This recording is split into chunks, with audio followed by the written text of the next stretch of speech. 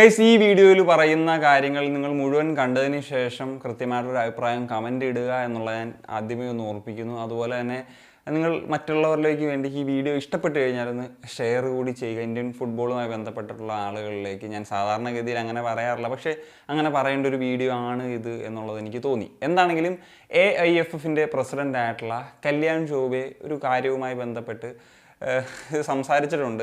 അതാണ് നമ്മൾ ഇന്ന് പ്രധാനമായിട്ടും ഈ ഒരു വീഡിയോയിലൂടെ പരിശോധിക്കാനായിട്ട് പോകുന്നത്. അദ്ദേഹം പറയുന്ന കാര്യം ഇതാണ്. ഇപ്പം നാഷണൽ ടീമിൻ്റെയൊക്കെ പെർസ്പെക്റ്റീവ് നോക്കിക്കഴിഞ്ഞാൽ നോർത്ത് ഈസ്റ്റ് റീജിയനിലുള്ള പ്ലേയേഴ്സാണ് കൂടുതലും കളിക്കുന്നത്. അവരിപ്പം സ്പീഡി ആൻഡ് സ്കിൽഫുൾ ആയിട്ടുള്ള പ്ലേയേഴ്സ് ആണെങ്കിലും അവരുടെ ഹൈറ്റ് എന്ന് പറയുന്ന ഒരു ഡിസഡ്വാൻറ്റേജ് തന്നെയാണ്. ആ ഒരു ഡിസഡ്വാൻറ്റേജ് മറികടക്കാനായിട്ട് നമ്മൾ രാജസ്ഥാൻ മേഖലയിൽ നിന്നുള്ള പ്ലേയേഴ്സിനെയൊക്കെ കൂടുതൽ ഉൾപ്പെടുത്തുന്നൊരു പ്ലാൻ. സ്പെസിഫിക് ആയിട്ടുള്ള കുറച്ച് പ്ലേസസിൻ്റെ പേരും പറയുന്നുണ്ട്. പിന്നെ രാജസ്ഥാനിലുള്ള 14-15 ഒക്കെ വയസ്സുള്ള പ്ലേയേഴ്സിനെ കണ്ടെത്തിയിട്ട് അവർക്ക് കൃത്യമായിട്ടുള്ള ട്രെയിനിങ്ങും കാര്യങ്ങളൊക്കെ കൊടുത്ത് വളർത്തിയെടുക്കുന്ന ഒരു തരത്തിലേക്ക് കൊണ്ടുവരാനും രാജസ്ഥാൻ FAയോട് ഇപ്പം കല്യാൺ ചൗബേ പറഞ്ഞായിട്ടൊക്കെ പറയുന്നുണ്ട്. അങ്ങനെയുള്ള പ്ലേയേഴ്സൊക്കെ വന്നു കഴിഞ്ഞാൽ 6 അടി 3 ഇഞ്ച് അല്ലെങ്കിൽ 6 അടി 4 ഇഞ്ച് വരെയൊക്കെ ഉയരത്തിലുള്ള പ്ലേയേഴ്സിനെയൊക്കെ നമുക്ക് നാഷണൽ ടീമിൽ ഒക്കെ കിട്ടും എന്നുള്ള തരത്തിൽ. സോ ഇതിൻ്റെ ഒരു ഡീറ്റെയിൽ ആയിട്ടുള്ള ഒരു ന്യൂസ് ന്യൂ ഇന്ത്യൻ എക്സ്പ്രസിൻ്റെ ഒരു ആർട്ടിക്കിളായിട്ട് വന്നിട്ടുണ്ട്. ഇന്ത്യൻ ഫുട്ബോൾ ടീമിൻ്റെ ട്വിറ്റർ ഹാൻഡിൽ അത് ഷെയർ ചെയ്യുകയും ചെയ്തിട്ടുണ്ട്. അപ്പോൾ അത് വായിച്ചു കഴിഞ്ഞാൽ നിങ്ങൾക്ക് ഡീറ്റെയിൽ ആയിട്ടുള്ള കാര്യങ്ങളൊക്കെ മനസ്സിലാക്കാൻ സാധിക്കും. ഇനി ഒറ്റ നോട്ടത്തിൽ നോക്കിക്കഴിഞ്ഞാൽ ഇതൊരു നല്ല കാര്യമല്ലേ എന്നുള്ള ഒരു ചിന്ത പലരിലേക്കും പോകാം. നമുക്ക് നമ്മളുടെ ഒരു ഹൈറ്റ് പ്രശ്നങ്ങളില്ലേ, ഇങ്ങനെയുള്ള കാര്യങ്ങളൊക്കെ. സോ അതിലേക്ക് വരുന്നതിന് മുമ്പ് നമ്മൾ ഹൈറ്റ് ആണോ ഏറ്റവും പ്രധാനമായിട്ടും നേരിടുന്ന ഒരു പ്രശ്നം എന്നുള്ളത് തീർച്ചയായിട്ടും നോക്കേണ്ടിയിരിക്കുന്നു. സോ അങ്ങനെ വരുമ്പോഴത്തേക്കും ഏഷ്യയിലെ തന്നെ നമ്പർ 1 ഫുട്ബോൾ നേഷൻ ഏതാണെന്ന് ചോദിച്ചാൽ എന്തായിരിക്കും ഉത്തരം? ജപ്പാൻ. കാരണം നമുക്കറിയാമല്ലോ, ഏഷ്യയിലെ ബെസ്റ്റ് എന്ന് മാത്രമല്ല യൂറോപ്പിലെയും അല്ലെങ്കിൽ ലാറ്റിൻ അമേരിക്കയിലെയും പോലെ പല വമ്പന്മാരെയും അടിച്ചിടാനുള്ള ഒരു കെൽപ്പുള്ള ടീമാണ് ജപ്പാൻ എന്നുള്ളത് നമുക്ക് കൃത്യമായിട്ട് അറിയാൻ സാധിക്കും. സോ ജപ്പാൻ്റെ ഒരു നാഷണൽ ടീം എടുത്തു കഴിഞ്ഞാൽ അവരുടെ ടീമിൽ എത്ര പ്ലേയേഴ്സ് 6 അടിക്ക് മുകളിലുണ്ട് എന്നുള്ളത് നോക്കാം. അപ്പം ലേറ്റസ്റ്റ് ആയിട്ട് വന്നിട്ടുള്ള അവരുടെ ഒരു സ്ക്വാഡ് പരിശോധിക്കുന്ന സമയത്ത് 7 പ്ലേയേഴ്സിനെയാണ് നമുക്ക് 6 അടിക്ക് മുകളിൽ ഉയരമുള്ള താരങ്ങളായിട്ട് കാണാൻ സാധിക്കുന്നത്. അതിൽ 3 പേരും ഗോൾ കീപ്പേഴ്സ് ആണ് എന്നുള്ളതാണ്. എന്നാൽ ഇന്ത്യൻ ടീമിൻ്റെ കാര്യം എടുത്തു കഴിഞ്ഞാൽ 8 പേരാണ് 6 അടിക്ക് മുകളിൽ ഉയരമുള്ള താരങ്ങൾ. ഇവിടെയും ഫീൽഡ് പ്ലേയേഴ്സിൻ്റെ കാര്യം എടുത്ത് നോക്കിക്കഴിഞ്ഞാൽ 5 പ്ലേയേഴ്സ് ഉണ്ട് എന്നുള്ളത് മനസ്സിലാക്കാൻ സാധിക്കും. അതുപോലെ 5 അടി 11 ഇഞ്ചൊക്കെ ഉയരമുള്ള 4-5 പ്ലേയേഴ്സ് നമ്മുടെ ഒരു സ്ക്വാഡിലുണ്ട് എന്നുള്ള കാര്യം നമുക്ക് മനസ്സിലാക്കാൻ സാധിക്കും. സോ 2018 വേൾഡ് കപ്പ് നടന്നപ്പോൾ വന്നിട്ടുള്ളൊരു റിപ്പോർട്ട് ഉണ്ടായിരുന്നു. അന്നത്തെ വേൾഡ് കപ്പ് കളിക്കുന്ന ടീമുകളുടെ ആവറേജ് ഹൈറ്റ് വെച്ചിട്ട് ആരാണ് മുമ്പിൽ ആരാണ് താഴെ എന്നൊക്കെയുള്ള സാഹചര്യങ്ങൾ. അപ്പം ഇത് പരിശോധിക്കുന്ന ഒരു സമയത്ത് ഏറ്റവും 1ാം സ്ഥാനത്ത് നിൽക്കുന്ന രാജ്യം എന്ന് പറഞ്ഞാൽ സെർബിയയാണ്. ടോപ്പ് 10 മറ്റു രാജ്യങ്ങൾ എന്ന് പറഞ്ഞാൽ സ്വീഡൻ, ഐസ്ലാൻഡ്, റഷ്യ പോലെയുള്ള ടീമുകളാണ് എന്നുള്ളതാണ് മനസ്സിലാക്കാൻ സാധിക്കുന്നത്. അവർ എത്രത്തോളം സക്സസ് ഉണ്ടാക്കി എന്നുള്ളത് നമ്മൾ നോക്കേണ്ടിയിരിക്കുന്നല്ലോ. ഇനി പ്രമുഖമായിട്ടുള്ള ചില രാജ്യങ്ങൾ നോക്കുമ്പോഴത്തേക്കും ഫ്രാൻസ് 13ാം സ്ഥാനത്താണ്, ഇംഗ്ലണ്ട് 17ാം സ്ഥാനത്താണ്, ബ്രസീൽ 25ാം സ്ഥാനത്താണ്, പോർച്ചുഗൽ 28ാം സ്ഥാനത്താണ്, അർജൻറ്റീന 29ാം സ്ഥാനത്താണ് എന്നുള്ളതാണ് മനസ്സിലാക്കുന്നത്. 32 രാജ്യങ്ങൾ കളിക്കുന്ന ടൂർണമെൻറ്റിലാണ് അർജൻറ്റീന 29ഉം പോർച്ചുഗൽ 28ഉം സ്ഥാനത്തുമൊക്കെ ഹൈറ്റിൻ്റെ കാര്യത്തിൽ വരുന്നത് എന്നുള്ളൊരു കാര്യം മനസ്സിലാക്കാം. അതുകൊണ്ട് തന്നെ നമ്മൾ വീണ്ടും ചോദിക്കുന്നു, ഹൈറ്റ് ആണോ ഒരു പ്രധാനപ്പെട്ട കാര്യം എന്ന് പറയുന്നത്? സോ ഹൈറ്റും വേണ്ടേ എന്ന ചോദ്യങ്ങളും പലരുടെ ഉള്ളിലും വന്നേക്കാം. പക്ഷേ നമ്മൾ ഏറ്റവും പ്രധാനമായിട്ടും ചെയ്യേണ്ട കാര്യങ്ങളിൽ നിന്ന് ഡൈവേർട്ടായിട്ട് വേറെ വഴിക്കൊക്കെ പോയി കഴിഞ്ഞാൽ പ്രധാനമായിട്ട് ചെയ്യേണ്ട കാര്യങ്ങൾ ഫോക്കസ് ആയിട്ട് പ്രവർത്തിക്കുന്നില്ല എന്നുള്ള കാര്യം. ഒന്നാമത്തെ കാര്യം, നമ്മുടെ ഇന്ത്യൻ ഫുട്ബോൾ ആ തരത്തിൽ പ്രവർത്തിക്കുന്നില്ല എന്നുള്ള ഒരു കൃത്യമായിട്ടുള്ള കാര്യമാണ്. ഞാൻ പറഞ്ഞു വരുന്നത് ഗ്രാസ് റൂട്ട് ഡെവലപ്മെൻറ്റ് എന്ന് പറയുന്ന ഒരു മേഖലയെ പറ്റി തന്നെയാണ്. ഗ്രാസ് റൂട്ട് ഡെവലപ്മെൻറ്റ് നമുക്ക് കൃത്യമായിട്ട് ചെയ്യാൻ സാധിച്ചു കഴിഞ്ഞാൽ നമുക്ക് എല്ലാ ഏരിയാസിൽ നിന്നും നമുക്ക് വളരെ ടെക്നിക്കലായിട്ടുള്ള പ്ലേയേഴ്സിനെ കിട്ടും, അത്ലറ്റിക് ആയിട്ടുള്ള പ്ലേയേഴ്സിനെ കിട്ടും, ഫിസിക്കലായിട്ടുള്ള പ്ലേയേഴ്സിനെ എല്ലാവരെയും നമുക്ക് ലഭിക്കാൻ കാരണമാകുമെന്നുള്ളതാണ്. അതിന് ഇപ്പം കൃത്യമായിട്ട് ചെയ്യേണ്ടത് 50+ മാച്ചസ് ഈ ഒരു യൂത്ത് ലെവലിൽ എൻഷുർ ചെയ്യുക എന്നുള്ളതാണ്. സോ അങ്ങനെ വന്നു കഴിഞ്ഞാൽ നമുക്ക് തീർച്ചയായിട്ടും ബെസ്റ്റ് പ്ലേയേഴ്സിനെ തിരഞ്ഞെടുക്കാനുള്ളൊരു സാഹചര്യം ഉണ്ടാകുമെന്നുള്ളതാണ്. എന്നാൽ ഇപ്പോൾ എന്താണ് നടക്കുന്നത് എന്നുള്ളത് നമുക്കൊന്ന് പരിശോധിക്കാം.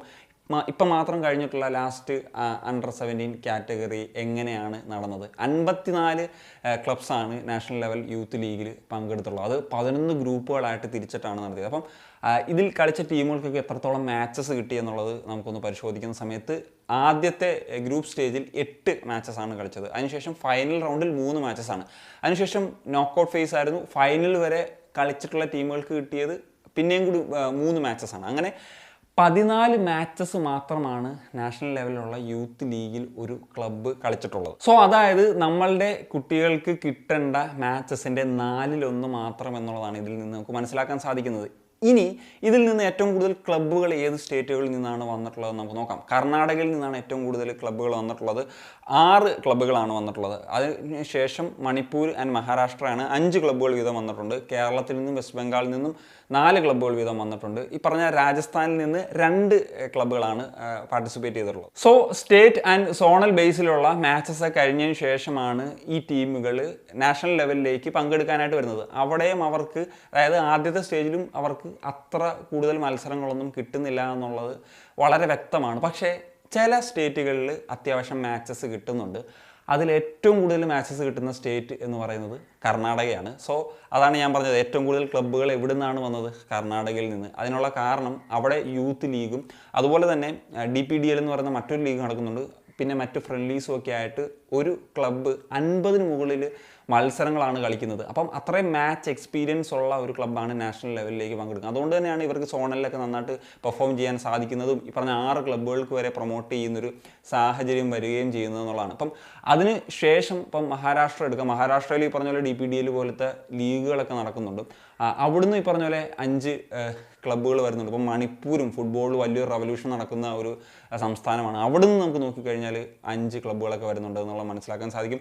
കേരളത്തിലും ഇപ്പം സമീപകാലത്ത് അത്യാവശ്യം മാച്ചസിൻ്റെ ഒരു കാര്യത്തിലൊക്കെ ഒരു ഇമ്പ്രൂവ്മെൻറ്റ് വന്നിട്ടുണ്ട്. അതുകൊണ്ട് തന്നെയാണ് ഇത്തവണ നമുക്ക് ഇത്രയും ക്ലബ്സിൻ്റെ ഒരു എണ്ണത്തിലൊരു വർധനവ് ഉണ്ടായിട്ടുള്ളതെന്ന് മനസ്സിലാക്കാൻ സാധിക്കും.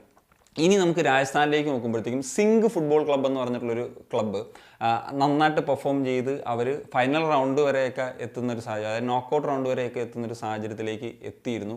അവിടെ അവർ നല്ല പ്ലേയേഴ്സിനെ അണ്ടർ 20 ലെവലിലേക്കൊക്കെ കോൺട്രിബ്യൂട്ട് ചെയ്യുന്നുണ്ട്. 3-4 പ്ലേയേഴ്സ് ഈ സിംഗ് ഫുട്ബോൾ അക്കാഡമിയിൽ നിന്ന് വരികയും ചെയ്തിട്ടുണ്ട്. അവർ നല്ല രീതിയിൽ യൂത്ത് ഡെവലപ്മെൻ്റ് ഒക്കെ നടത്തുന്ന ഒരു ക്ലബ്ബാണ്. പറഞ്ഞ പോലെ രാജസ്ഥാൻ ബേസ് ചെയ്തിട്ടുള്ള ഒരു അക്കാഡമിയാണ് എന്നുള്ളത് നമുക്ക് മനസ്സിലാക്കാൻ സാധിക്കും. അവർക്ക് എന്തുകൊണ്ട് അങ്ങനെ കോൺട്രിബ്യൂട്ട് ചെയ്യാൻ സാധിച്ചു? സോ അവർ യൂത്തിൽ കൃത്യമായിട്ട് പ്രവർത്തിച്ചു, അവർക്ക് അതിനുള്ളൊരു റിസൾട്ട് ഉണ്ടായി, അതുപോലെ അവർക്ക് പ്ലേയേഴ്സിനെയും കോൺട്രിബ്യൂട്ട് ചെയ്യാൻ സാധിച്ചു എന്നുള്ളതാണ്. അപ്പം ചെയ്യേണ്ട ഒരു കാര്യം എന്ന് വെച്ച് കഴിഞ്ഞാൽ ആ സ്ഥലത്തുള്ള ക്ലബ്ബുകൾക്കൊക്കെ മാച്ചസ് കളിക്കാൻ, മോർ നമ്പർ ഓഫ് മാച്ചസ് കളിക്കാനുള്ള സാഹചര്യം ഉണ്ടാകുക, കൂടുതൽ ക്ലബ്ബുകൾ ഉയർന്നു വരാനുള്ളൊരു സാഹചര്യം ഒക്കെയാണ് ഫെഡറേഷൻ ഒരുക്കി കൊടുക്കേണ്ടത് എന്നുള്ളതാണ്. അപ്പം ഓട്ടോമാറ്റിക്കലി നാച്ചുറലായിട്ട് ഈ പറയുന്ന പോലെ ഫിസിക്കലി ഇതുള്ള പ്ലസ് അതിനോടൊപ്പം ടെക്നിക്കലായിട്ടുള്ള പ്ലേയേഴ്സ് നമുക്ക് ആ രീതിയിൽ ഉണ്ടാകാൻ സാധിക്കും എന്നുള്ളതാണ്. ഇപ്പം നമുക്കറിയാം കൂടുതൽ ടെക്നിക്കലി അല്ലെങ്കിൽ സ്കിൽഫുൾ ആയിട്ടുള്ള പ്ലേയേഴ്സ് നോർത്ത് ഈസ്റ്റിൽ നിന്ന് വരുന്നതിൻ്റെ ഒരു കാരണം അവിടെ കൂടുതൽ എഫക്റ്റീവായിട്ട് ആ ഒരു ഗ്രാസ് റൂട്ട് പ്രവർത്തനങ്ങളൊക്കെ നടക്കുന്നു എന്നുള്ളത് തന്നെയാണ്. സോ AFF അപ്പോൾ ചെയ്യേണ്ടത് നമ്പർ ഓഫ് മാച്ചസ്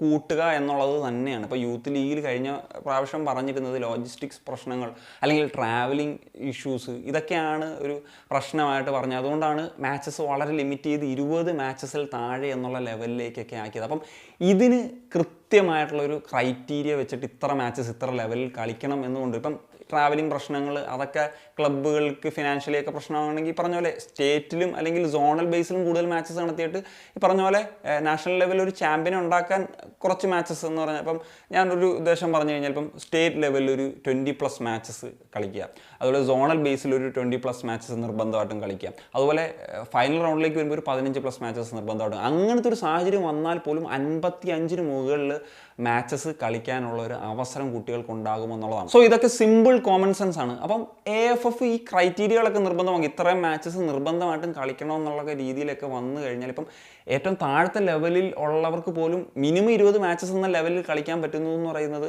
അവിടുന്ന് പോലും നമുക്ക് പ്ലേയേഴ്സിനെ നാഷണൽ ലെവലിലേക്കൊക്കെ ചൂസ് ചെയ്യാനും അത്രയും ഒരു സമയം കിട്ടും. അവിടുത്തെ സ്കൗട്ട് ഒക്കെ വഴി നമുക്ക് ആ ഒരു സെലക്ഷൻ പ്രോസസ്സും ഒക്കെ സാധ്യമാകുമെന്നുള്ളതാണ്. അല്ലാണ്ട് ഈ പറഞ്ഞ പോലെ ഹൈറ്റുള്ള പ്ലേയേഴ്സിനെ തപ്പി മറ്റ് സംസ്ഥാനത്തോ ഇന്ന പഞ്ചായത്തിലോ ഒന്നും പോകേണ്ട ഒരു ആവശ്യകത അവിടെ വരുന്നില്ല. സോ അപ്പം കല്യാൺ ചൗബെ ഹൈറ്റുള്ള പ്ലേയേഴ്സ് ആണോ എന്ന് പറഞ്ഞ് മുകളിലോട്ട് നോക്കിയിരിക്കേണ്ട പരിപാടി നിർത്താൻ പറ്റും. അപ്പം AFF കൃത്യമായിട്ട് ചെയ്യേണ്ടത് അവർ ഗ്രാസ് റൂട്ടിൽ ചെയ്യുന്നതിനേക്കാൾ ഉപരി അതിനുള്ള സാഹചര്യങ്ങൾ ഒരുക്കുക, ക്ലബ്ബുകൾക്ക് ഒരുക്കുക, അവർക്ക് മാച്ചസ് കളിക്കാനുള്ള സാഹചര്യങ്ങളൊക്കെ ഒരുക്കുക എന്നുള്ളതാണ്. അവിടെ നിന്ന് ഈ പറഞ്ഞ പോലെ സ്കൂട്ടൺ ചെയ്ത് അണ്ടർ-17 അല്ലെങ്കിൽ അണ്ടർ-20 ബാച്ചിലേക്കൊക്കെ കൃത്യമായിട്ടുള്ള സ്കൗട്ടുകളെ വെക്കുക, കൃത്യമായിട്ടുള്ള കോച്ചസിനെ വെക്കുക, കൃത്യമായിട്ടുള്ള പ്ലേയേഴ്സ് സെലക്ഷൻ നടക്കുക എന്നുള്ളതൊക്കെ. അവിടെ നിന്ന് ഈ പറഞ്ഞ പോലെ അണ്ടർ-17 ഒരു ടീം ഫോം ചെയ്യുക, അണ്ടർ-20 ടീം ഫോം ചെയ്യുക, അവർക്ക് വേണ്ടിയുള്ള മാച്ചസ് ഇന്റർനാഷണൽ ലെവലിലൊക്കെ മാക്സിമം മാച്ചസ് കൊടുക്കുക, അവരെ ഓരോ ക്വാളിഫയേഴ്സിന് വേണ്ടി പ്രിപ്പയർ ചെയ്യുക, അതുപോലെ അവിടുന്ന് മേളോട്ടുള്ള ക്വാളിഫിക്കേഷൻ ലക്ഷ്യം വെക്കുക, അവിടുന്ന് വേൾഡ് കപ്പ് പോലെയുള്ള, അതായത് ജൂനിയർ ലെവലിലുള്ള വേൾഡ് കപ്പ് പോലെയുള്ള അങ്ങനത്തെ ഒരു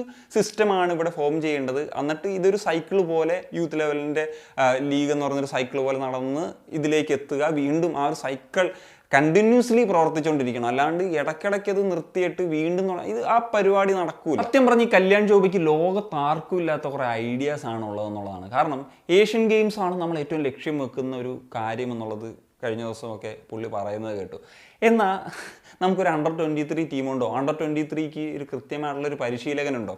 ഇല്ല. എന്നാൽ അണ്ടർ-23 ഏഷ്യൻ കപ്പ് നമ്മൾ ലക്ഷ്യം വെക്കുന്നു എന്നുള്ള കാര്യം എന്തെങ്കിലും പറഞ്ഞു കേട്ടിട്ടുണ്ടോ? അതിൽ 4ാം സ്ഥാനത്തൊക്കെ വന്നാലാണ് നമുക്ക് ഒളിമ്പിക്സിലേക്കൊക്കെയുള്ള യോഗ്യത കിട്ടുക. അതിനെപ്പറ്റി പറയില്ല. കാരണം ഏഷ്യൻ ഗെയിംസിലേക്ക് നമുക്ക് ഡയറക്റ്റ് എൻട്രി കിട്ടും. പക്ഷേ അണ്ടർ-23 ഏഷ്യൻ കപ്പിൽ കളിക്കണമെങ്കിൽ ക്വാളിഫിക്കേഷൻസ് കളിക്കണം, അതിനൊരു ടീം വേണം, അതിനൊരു കോച്ച് വേണം, അതിനവർക്ക് മാച്ചസ് വേണം. മനോലോ മാർക്കസ് ഇന്ത്യൻ സീനിയർ ടീമിൻ്റെ കോച്ചായിട്ട് വന്നതിൽ ഇന്ത്യൻ ഫുട്ബോൾ ആരാധകർ പലരും സന്തോഷിക്കുന്നുണ്ട് എന്നുള്ള കാര്യമൊക്കെ അറിയാം. പക്ഷേ അങ്ങനെ ഒരു ഡിസിഷനിലേക്ക് എത്തുമ്പോൾ ടെക്നിക്കൽ കമ്മിറ്റി എന്ന് പറയുന്ന ഒരു കൂട്ടമുണ്ട്. അവർക്ക് തീർച്ചയായിട്ടും അതിൽ പറയാനുള്ള വോയിസും അവരുടെ സജഷൻസും ഒക്കെ ഉണ്ട്. പക്ഷേ ഇതൊന്നും എടുക്കാണ്ട് ഒരു ഡയറക്റ്റ് ആയിട്ടുള്ളൊരു അപ്പോയിൻമെൻ്റ് ആണ് ഇവിടെ നടന്നിട്ടുള്ളതെന്നുള്ള കാര്യം അറിയാം. സോ അതൊരു ശരിയായിട്ടുള്ള കാര്യമാണോ? അതുപോലെ അണ്ടർ-20 ദേശീയ ടീമിൻ്റെ കോച്ചിൻ്റെ സെലക്ഷൻ നടന്നത് എങ്ങനെയാണ് എന്നുള്ള പല അലിഗേഷൻസും ഉണ്ട്.